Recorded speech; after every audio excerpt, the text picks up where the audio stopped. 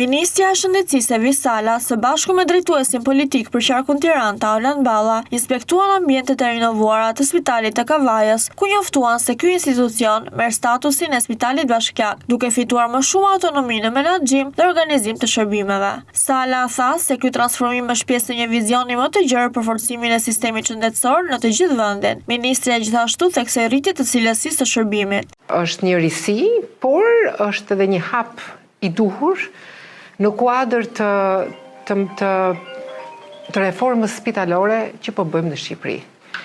Gjithë ideja e reformës spitalore është që shërbimi të vi afër pacientit. Pacienta marrin shërbimin pa lëvizur nga një spital në tjetrin, të fuqizojmë spitale rajonale dhe bashkiake dhe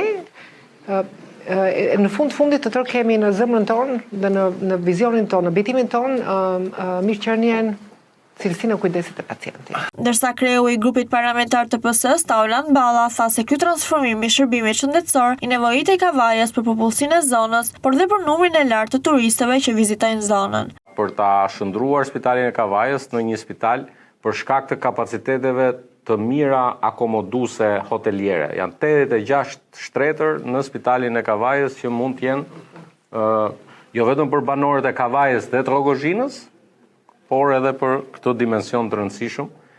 Ne mund të shërbejmë shumë mirë si Spitali Kavajës si një qendër e parë pritse e ndihmës parë. Gjatë takimit, Balla së bashku me ministren Sala prezantuan drejtorin e ri të Spitalit të Kavajës, mjekun Arben Rrugia. Balla uroi drejtorin e ri Arben Rrugia për marrjen e detyrës, duke vlerësuar eksperiencën e tij të mëparshme në drejtimin e spitaleve kombëtare.